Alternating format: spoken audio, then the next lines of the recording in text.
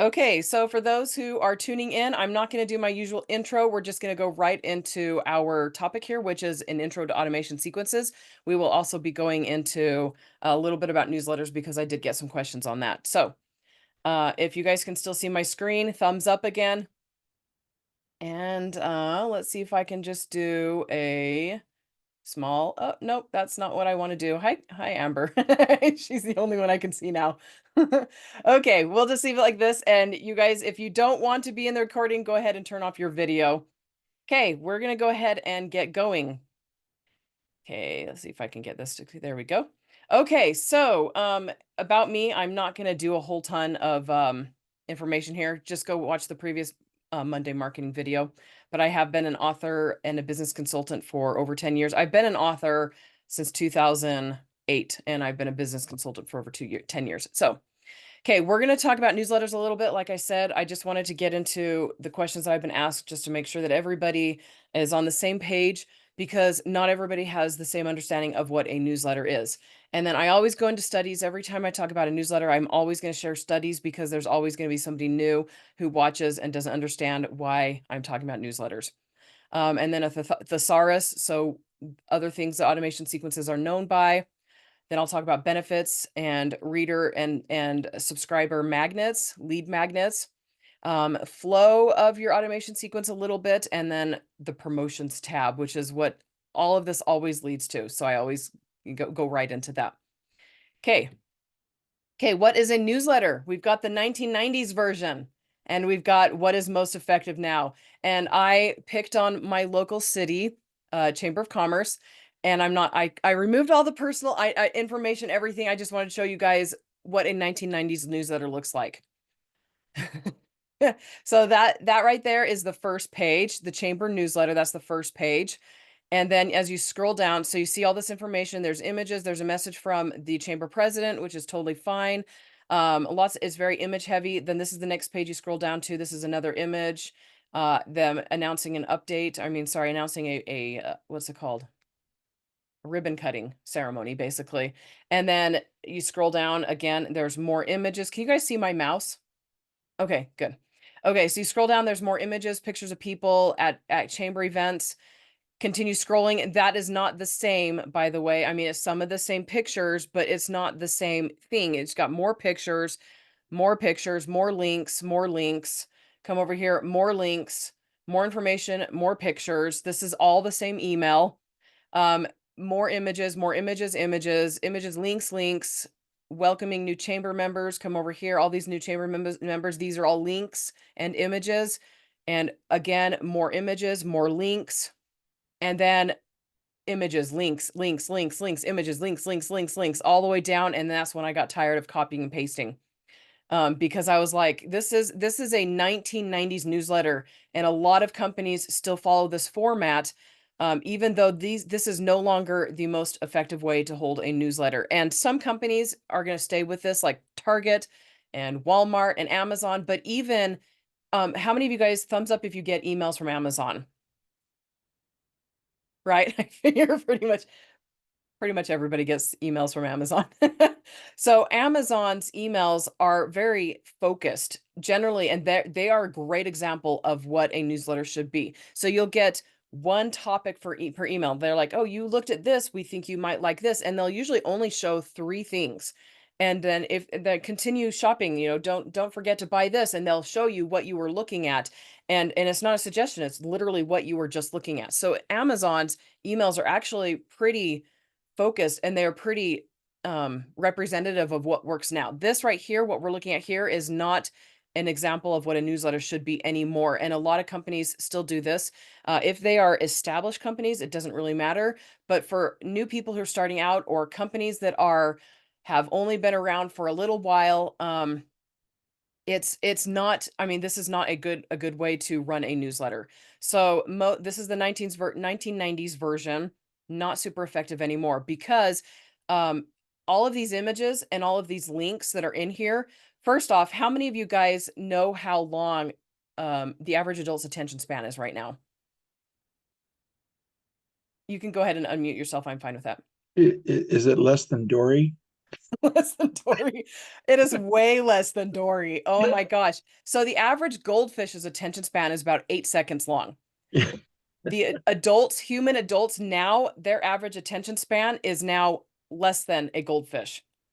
And, so, like, yeah, it's because of it's been since phones came out. So they found that, ever since the smartphone was introduced to the market, our attention spans have significantly dropped.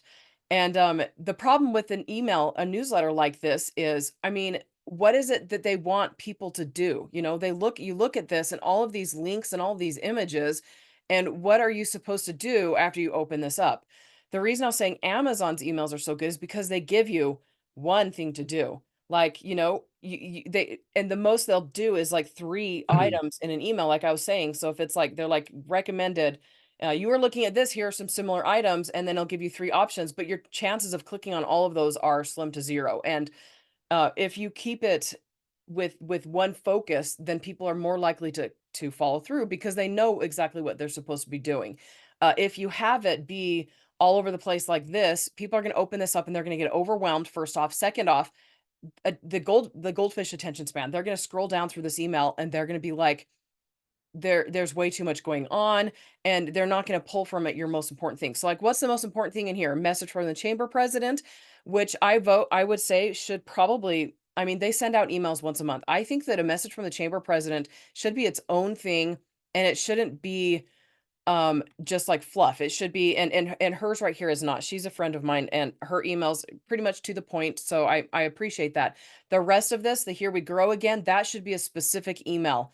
All of these, the businesses of the month and chamber 101 and the advocacy, all of these things should be specific emails, and they should be separated out.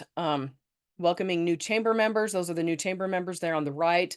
These all should be a specific email sent out so that people know exactly what is expected of them.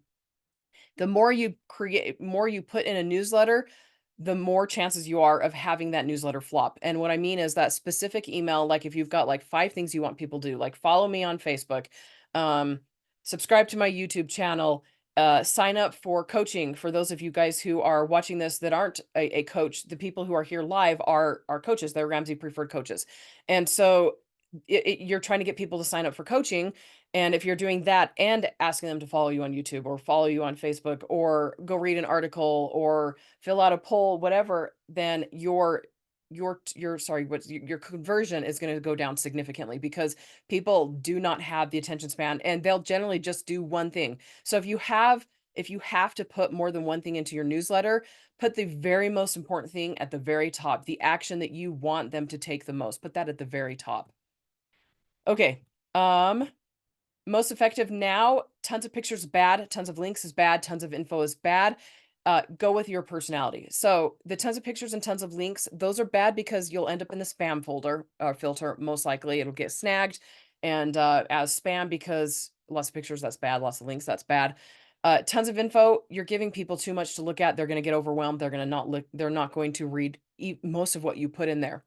But you do want it to be your personality. If you happen to be a wordy personality like me, then it's fine for you to put your personality inside of your newsletter. My newsletter emails are generally a few paragraphs long, 3, 5, sometimes up to 8.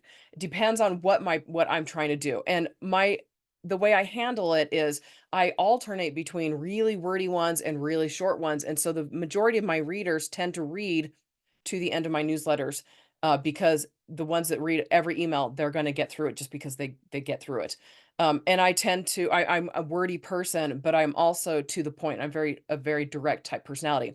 If you have to do a wordy email, you're going to want to put like a too long did not read version up at the top or a bullet point at the top of the things you're going to go over with links so that people, if you have something you need them to do, you explain in full paragraphs. You put a bullet point at the top with a link that says, this is what you're going to be doing and click here to do it, just so that people who do not have the time or the desire to read the email, they can get all of it at the very, very top.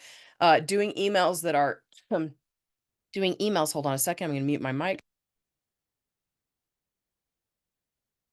Okay. So emails that are really short are very effective. So if you have an email that's just one paragraph, maybe 1 or 2 sentences, even just one sentence, that can be really, really, really effective. and it gives people the information really quickly. Okay, so who could benefit from having a newsletter? Everyone who wants one. If you are a company, if you run a business and you want a newsletter, you will benefit from having a newsletter. If you don't want one, you're most likely not going to run it well. And so if you're excited about it, if you're fine with it, if you want to do it, then it can be a massive key to your success. But if you don't want one, if this sort of stuff just stresses you out to the point of not being able to do it, or if you don't want to do it, stress you out, you don't want to do it out, even if it doesn't stress you out and you have no interest in doing it, then don't do it because you will most likely run it poorly. If this sort of thing, even if it overwhelms you, but it makes you go, "Oh, I could do this. Like I see the benefits of having a newsletter," then do it and then just take it off little bites at a time. And that's what I'm here for, is to help you, bite-sized manageable pieces. Okay, so studies, like I said, I'm always going to go into studies. Email remains the most pervasive form of communication. 91% of people polled want to get promotional emails from companies they buy from. That's like you guys, the coaches here. If they're on your list, they want to hear from you, and if they're not, if they don't want to hear from you, they will unsubscribe. 66% of online consumers made a purchase as a result of email marketing. 91% of consumers check their email daily. Over 70% of mobile purchasing decisions are influenced by promotional emails, and the average recipient deletes 48% of emails received, and that's because the emails are not effectively done or they're just done with them. They read them, they delete them. Okay, does anybody have any questions about newsletters before we go into automation sequences? I'm seeing 2 head shakes. I'm assuming the rest are shaking their heads off camera. Okay, so automation sequences. So this is gonna be an introduction to them.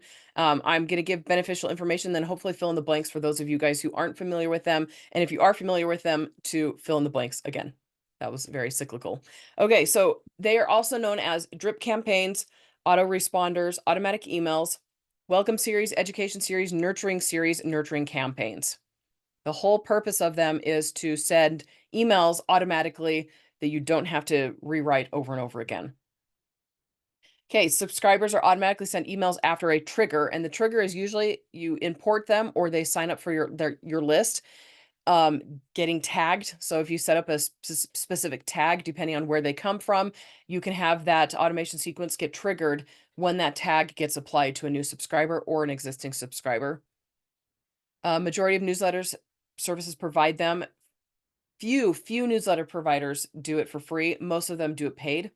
I do recommend MailChimp, because I just love MailChimp. They're great. They're free. They do have free options. They are not free. Sorry. They have a free setup, or sorry, free lower tier level, but it does not allow automation sequences.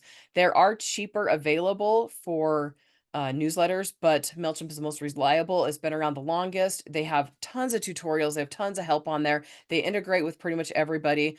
They are easy to set up and monitor, and problems happen incredibly rarely. As in, I've been using MailChimp for 14, 14 years, 15 years. I've got allergies right now and it's making my throat very dry. Anyway, so they've been around. I've been using MailChimp for a long time. I did move away from them. They increased their pricing, their subscription services, their pricing, the things they offer, and it wasn't something I needed. So I started using a different service. I switched to a different I've used like 4 different services. I still like MailChimp the best. Okay, so why do you want an auto sequence? Because it sells your services and your products for you.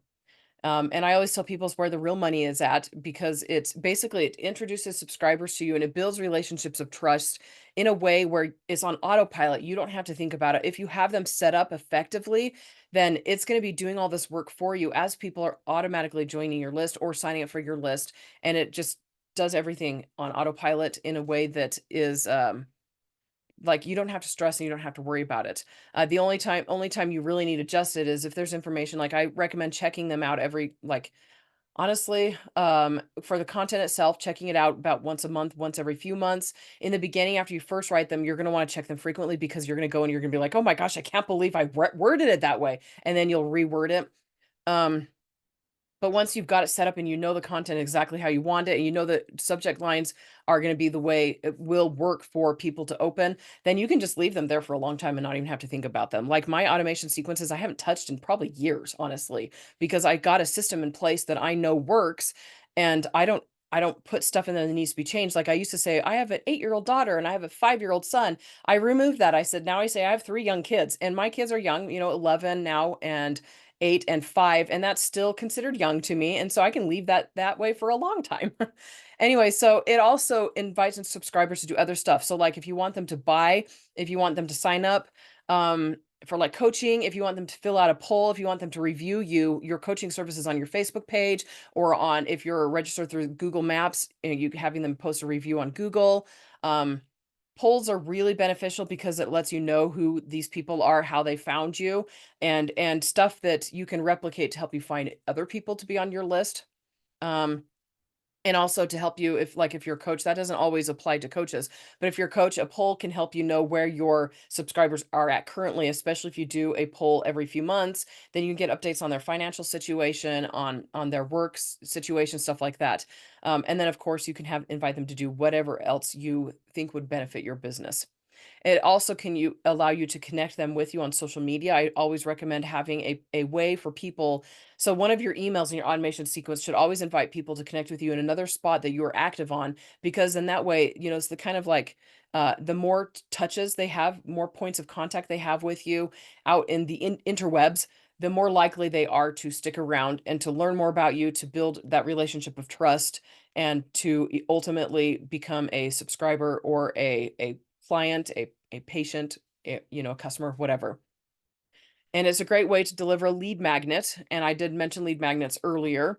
So, what is a lead magnet? Raise your hand, those two of you that I can see, if you've heard of a lead magnet. Lead magnet. Okay, so for those who don't know, a lead magnet is a free item subscribers receive when signing up. There's a lot that goes into this. But your offer, your discount, your free thing, etc., must be solid. The more solid it is, the better chance you have of people sticking around. And by solid, I mean if you as a coach are, running a giveaway or doing something where you want to build up your newsletter list, so it's not just current clients or people who've expressed interest, but future potential clients, then your offer needs to be really, really solid. It needs to be something that will get their interest enough for them to give you their email address. People don't give away their email addresses very easily. Um, it's the best way to get people on your list. So if your offer is strong enough, it will get people on your list. If your offer is strong enough, it will keep them on your list. Basically, if you like, it's kind of like clickbait. If you promise something that's really awesome and then they get in there, they download it, and it's not as great as they thought it would be, the chances of them unsubscribing are a lot higher. So it can't be something clickbaity. It needs to be something that really is as truly great as you are promising it to be. And so ideas for lead magnets could be, you know, 10% off of a coaching session, or it could be, you can partner with other companies, like 10% off of the accounting services, things like that. It could also be a PDF of, top 10 things that top money struggles people have. And if you're not a coach, it could be whatever that you're selling. So, like if you're selling a product, it could be something that's related to your product. It could be a discount on that product. It could be information about a product. Could be about traveling. It could be anything related to your business, and it will take you a little while. Like so, you'll need to sit down and brainstorm it and figure out what is a strong offer.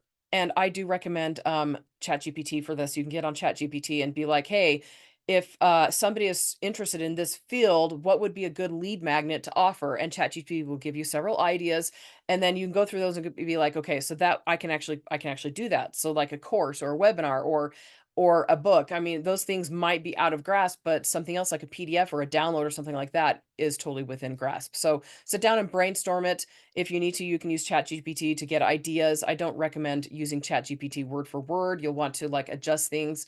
Um, but it is a really, really good way to get people on your newsletter list. And it's sometimes the only way you will get people on your newsletter list, unless they are current clients and have already signed up, or are, yeah, current customers or whatever.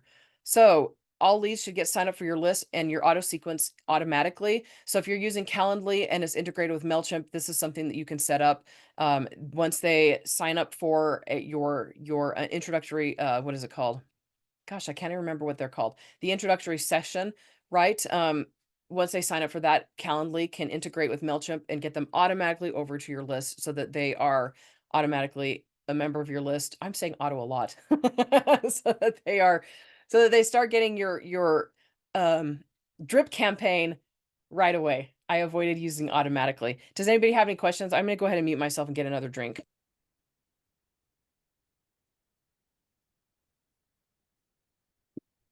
My goodness, my throat is not happy right now.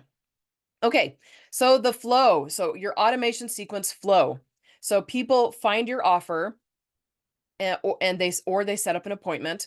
It could be your offers on a Facebook ad. It could be your offer is just on your Facebook page. It could be in your Facebook, like your profile versus your business page. It could be through somebody else's newsletter. So if you team up with other businesses, they can send your offer out to other places. There's a lot of different ways to get your offer out there. So people get that offer, they sign up for your newsletter list, they confirm their email addresses. Not all email providers require this. And if you're in the States, I generally don't recommend. I mean, okay, so it depends. There's a lot that goes into it. Does anybody want me to go into why or why not you want them to confirm your emails? Should I go into that or just keep going? You guys, it's okay. I don't okay. Okay, I'll just keep going. Okay, so then they start receiving your auto sequence, and the first email will have a link to your freebie. And then the second email should confirm whether they received the freebie or not. Okay, so I don't get into this a whole lot, but we will talk more about in the future, more about what emails to put into your automation sequence. But the first one does need to have your freebie in it, and the second one does need to confirm that they receive the freebie so that they have a chance to go download it again. Some people will never get that first email, and some people will never get the second email. So as long as you've got at least two emails where they can get that download, then that's a good thing. Okay, this is the last thing we're talking about. So promotions tab. Your automatic emails will go there. Super promotions tab in Gmail will go there 9 out of 10 times. And you can, a lot of people, they stress over that. Like, I want my emails to be in the main folder. I don't want them in the promotions tab. You can ask your subscribers to click and drag them from the promotions tab to the main tab, but this is not necessary. I just feel like it's too much extra work. It's not worth stressing over. Subscribers do check their promotions tab. They might not check it as often, but they do check them. And it's not a bad place to end up because that's technically where you should be because you are a company. You are a company that's trying to sell a product or sell a service. So it's not purgatory, in other words. Anyway, so that's pretty much it. And we can open up for questioning. And like I said earlier, we will do public questions if you guys want to ask questions publicly. If nobody wants to ask questions publicly, then we will go ahead and I'll stop recording and we will do questions privately. And the presentation will be up on my YouTube, my podcast. And if you have questions, you can also email me or tag me on Mighty Networks. And then our next Monday Marketing Monday will be September 9th at 10 a.m. Mountain Standard Time. Okay, there we go. 15, 20 minutes. How long did I go? No, it's you do work fast. I'll just say that. Quick question, Andrea. Yeah. You're for Are you making an assumption that the people who use automations are generally in the Facebook realm? Is Facebook or LinkedIn or what's the other one I'm thinking of? X, What's that? Twitter, X. Yeah, that kind of thing. Or um, I'm thinking the one that was got all kinds of music or whatever. Um, Oh, oh, you know what I'm talking about. Instagram, maybe? Yeah, Instagram. Yeah, Instagram. I hear a lot of coaches are in Instagram or Facebook or that kind of thing. But is that where automations start generally? No, not necessarily.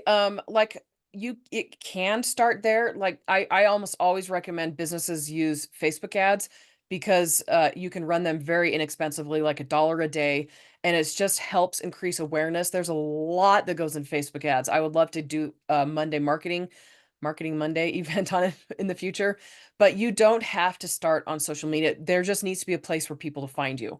And so your automation sequence could just be people like your Ramsey leads.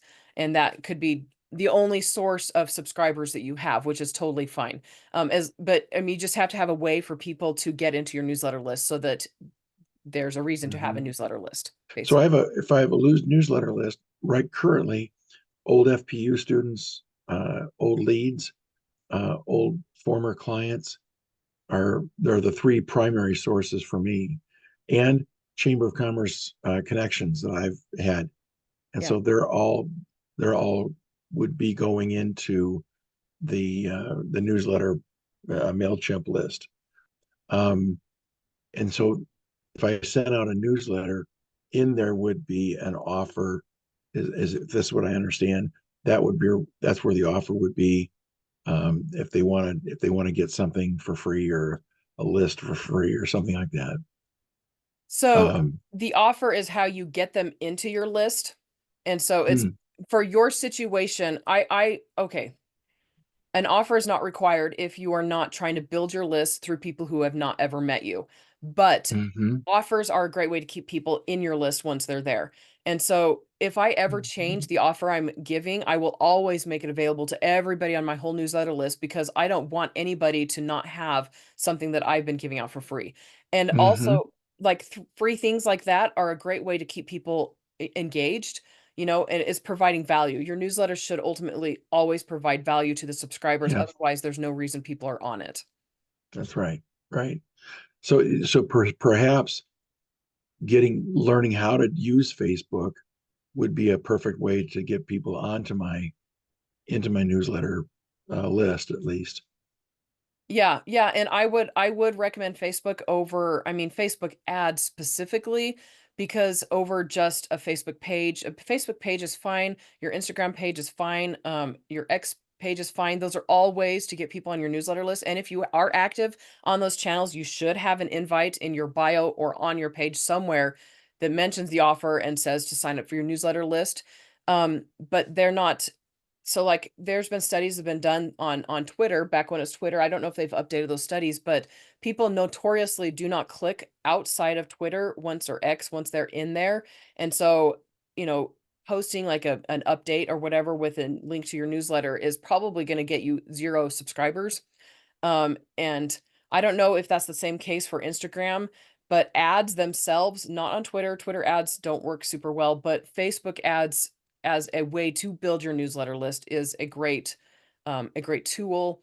Um, Increasing awareness. I mean, it costs like, so you might not get people to join your newsletter list unless you're spending at least $5 a day. That'll probably get you, if your ads are good, around 2 leads a day. But you could do ads that are just to increase awareness about you as a person for $1 a day. Have them be around your specific area if you target a specific area. There's a lot of ways to get into ads. I'm not gonna go down that rabbit hole right now. But I yeah, know. Facebook ads are great for building your newsletter list. They are not required. No, my philosophy is no social media account is required because I hate social media and I've been successful without pushing huge into social media. So Yeah. I have some very successful client or some very successful coaches who don't even use it, who aren't even close to it. yeah. And yet there's others, obviously there's others who are what appear to be successful and appear to be not successful in the same realm in Yeah. Facebook and LinkedIn, that kind of thing. So Yeah, interesting yeah. thoughts. Yeah, it just Thank you. depends on where you want to spend your time. Some people just really love, like, Instagram. I would love Instagram if I weren't anti. I just don't like the extra work because people go on there for fun. To me, anytime I'm on social media, it's part of work, and so social media is not fun to me. And so Yeah. if social media had come around before I'd started my business, I might have gotten more into it, but I just feel guilt for not using it as my part of my business, and so I just don't. Okay. Cool. Cool. Thank you so much. Yeah. It helps. So, I don't Andrea, feel I'm so getting bad. ready to start my drip campaign or whatever. When you go to set up your newsletters, do they all look similar, or like, is there a template that you use, or what is your suggestion as far as the aesthetics of your newsletter? Which newsletter provider are you using? MailChimp. Okay. MailChimp has lots of templates. I generally build my template from scratch because I brand it to my company, my business. So on my author side, I've got a specific banner that is tied to a specific, my flagship series, which is the series that's made me the most money. It's the one most people will recognize if they are coming in as a reader. So I've got the banner that looks like that. I use like a background color. I generally recommend sticking to just white, but sometimes the side colors can be changed. And you can change that to fit your brand. Um, Unsubscribe button, I also brand that with my brand. I basically everything in the newsletter I start from scratch. I don't like using most templates because it'll have a lot of stuff in there that I don't need, and so I remove all of that stuff and then I put in the things that I do need. And generally, the more plain it is, the better. I recommend usually only having just the banner be very, very targeted, and then the unsubscribe link. And by branding the unsubscribe link, like I'll just put a button below my main email that will be a color that is related to my banner. And that's all I'm talking about when it comes to branding. So that specific color just relates to the banner. And the banner shouldn't be super busy. It should just be it should just be professional and clean. And then that's all you really need, honestly. And then just the main aspect of your email where you'll put your actual content. Yeah, yeah. Okay, perfect. Thank you so much. That's great. Yeah. Any other questions? There was something I was gonna say. I can't remember now what it was. Goodness, my brain. Yeah. If anybody does any sorry, Scott, did you say something? No, I was going to after you speak. That'd be Oh, great. I don't know where I'm speaking. When I guess I'm gonna see if I can get to your other talks about this because I'm so new, because I'm not really understanding completely how you will create a newsletter per se and get that into an email. Um, is it more or less like a Canva uh, uh, a template or with whatever you know to add to it that you actually throw into MailChimp, or you throw it into a Word document or something of that nature? No, when you sign into MailChimp, it'll just have like you can create a campaign. So you just click on create a Okay, campaign and then that's where you'll do everything. It's that's what pretty you do. basic. I Okay, mean, if you have a banner you'll want to have a banner created specifically, you can do that in Canva, you can do that in Photoshop. Um then bring it over, and then and then yeah, and then you'll just upload it and then like once you open up the template and you click on it, it just has like the generic "an image should go here" image. I don't know if you remember, it's kind of got the mhm. mountain and and so you click on Okay, that and then there'll be like a replace and then you click replace and then there'll be an upload button and then you just upload it and you insert just do it. that.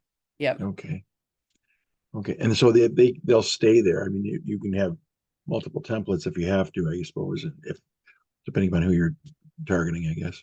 Yeah, you can have several templates and yeah, depending on which like for me I've got more than one list and just depending on which audience I'm talking to, I'll select that template. Hmm. Um, and there's a spot in MailChimp for you to create templates. And if it's something you know you're going to be doing, I recommend don't start with your campaign. Start by going to templates first and create the template in there that you want it to be. And Hmm. then when you go to create campaign, you just go to saved templates. You don't go to MailChimp's templates. You'll go to the saved tab for templates. And then you pick your template from there. And then you don't have to recreate it every single time. And you just put in your whatever you're doing currently, and then shoot it off. Yep. Yeah, Cool. it has a natural flow. So once you get into it, you'll be able to Hmm. see, oh, I need to change that. Oh, I need to change that. And they've Hmm. got it pretty intuitively set up. Okay. And Scott, when Okay. I signed up for MailChimp, I had someone call me and they did like a 30-minute like walk Really? through everything. So that was helpful too. Okay. Oh, that's awesome. That's Yeah, awesome. That's really nice. That's not something they've ever offered me. Probably Andrea, been using it too go long. ahead. Yeah. I have just one other question, and help me if this is either too basic or something in a different avenue. Um, for me, my biggest block, my biggest uh, barrier to me to writing into a newsletter in sharing my thoughts is that I don't look at myself as being all that much of a creative type of a person, or creative writer type.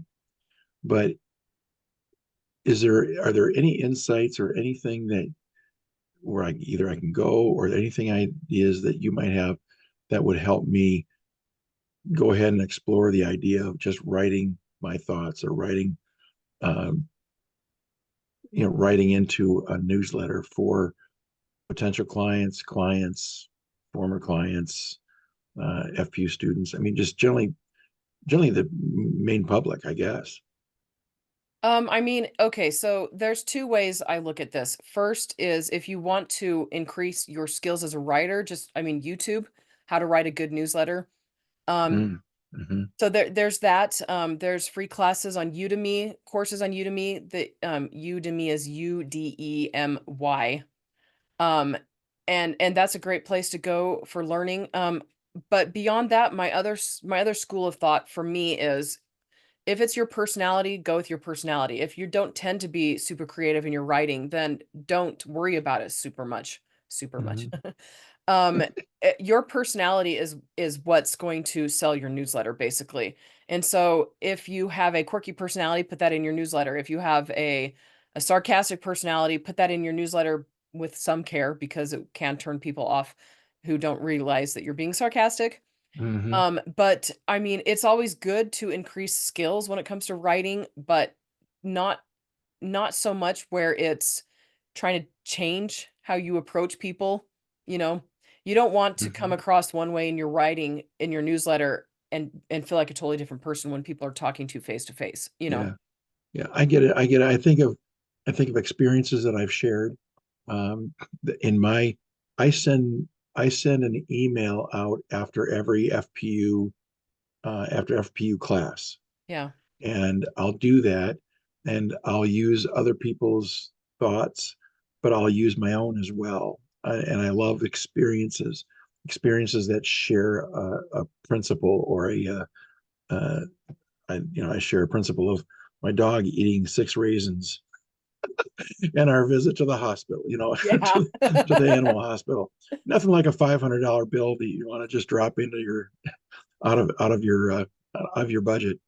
Um, Right. things like that. Um, but that's the kind of thing that I'm thinking of that Yeah. may help me present that and say, this is what, say an emergency fund. Please get an emergency fund.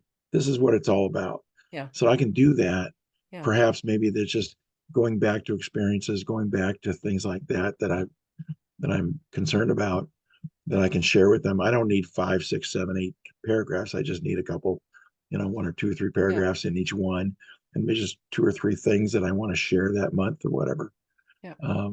But yeah, I'll go after some of the stuff, and we'll go from there. Thank you so very much.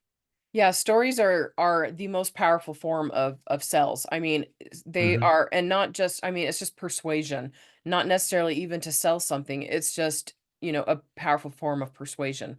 And for those who are watching who don't know what FPU is, it stands for Financial Peace University. Just want to make sure Yeah, everybody knows what FPU I is. see a few coaches. Yeah, but it's Yeah, really right. funny. Yeah, Well, right. these are all coaches right here, but it'll go on my channel that's Oh, mostly not yeah, coaches. yeah. I have on my financial snapshot, it says, uh, have you been to FPU? Yes, no, or what is FPU? Right? Just, who knows? Exactly.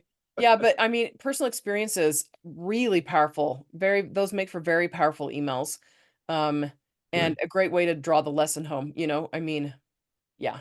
Yeah, and I love that good. story too, like $500. Out here it'd probably be $2,000. We have a severe vet shortage out here, and it's Oh like my. the emergency vet locations are backed up. Like they'll be like, as soon as we can see you, and it's an emergency is like a day or 2, 3 days. And so a lot of people will take their Yeah. pets to a place that's 3 hours away that's cheaper and is almost always available. And I'm like, we need more vets, but Yeah. Holy cow. And where are you located? And what sort of general area are you we're in Utah. in their area? Okay, that's good. Yep. Wow. So Anyway. Andrea, what is the ideal frequency for drip campaigns or nurture campaigns? Okay, so we'll get into this next time a lot more in depth, but basically you'll have the first email go out immediately, and then the second email goes out 3 days later. And the reason for that is 3 days later is long enough for them to almost not have forgotten you. Okay. So if you send it within 3 days, if you send it too soon, then it's annoying. And if you send it too late, then people won't remember why you're emailing them. Okay. And then after that, it's between 5 days and a week. And then after that, you're going to want to set it up to, if you plan on emailing only once a month, your automation sequence should gradually get farther away or farther apart each email until you're about once a month, just so that people are used to that. But in the beginning, they need to be frequent so that people remember who you are. And especially as you're introducing yourself. So an automation sequence's purpose is to gradually introduce yourself to your subscribers. And so in the beginning, you want them to remember who you are and then also get your story and why you're doing what you're doing. And then as to later on, however often you plan on emailing, your list is how often you want the emails to end at the end. Okay. And I do recommend at least once a month. Amber, you were there at my last event, weren't you? Mm. Yeah. Yeah. Yep. Thank you. That's You're perfect. welcome. Wow. Andrea, just a question around, I guess, content. Do you see, especially with the relationship with social media, do you see a lot of mirroring between content and then you just sort of change the way you present it between email and social media? Partly, I'm concerned, some of what I do, like once a week, I'll always have a social media post that's like some tips or tricks on saving in different areas. I'm not sure if that's something I should be saving more for the newsletter. Okay, so it depends on what your goal is, what you're working towards. It is 80 degrees in my office right now. So if you are okay, I recommend repurposing content because the more work you have to do, the less likely you are to do it. It's just not just saying like it's human nature. I'm just saying your business does not need to be complicated. And so if you are sending out a newsletter, you could, so in what I was saying, the purpose. So if you're trying to build up your Facebook page, your newsletter could link to more details on your Facebook page. If you're trying to build up your newsletter list, you can post the content on your Facebook page and say, for more information on this subject, sign up for my newsletter list. But generally, I don't see anything wrong. I actually generally recommend people repurposing their content. So, and what I mean by that is if you've got one topic in one place, use that same topic in another place. You don't necessarily want it to be word for word because then what's the point of them being in both places? And you do want them in both places because the more often they have connections with you and have points of contact, the more likely they are to continue and stick around and to purchase or sign up in the future.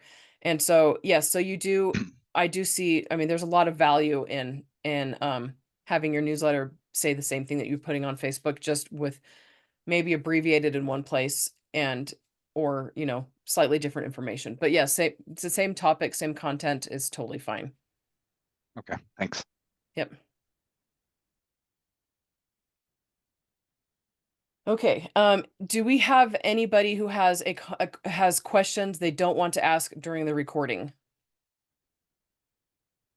Okay, I'm going to go ahead and stop recording just in case. And let's see. How do I stop recording? I remember how to stop recording. Nope.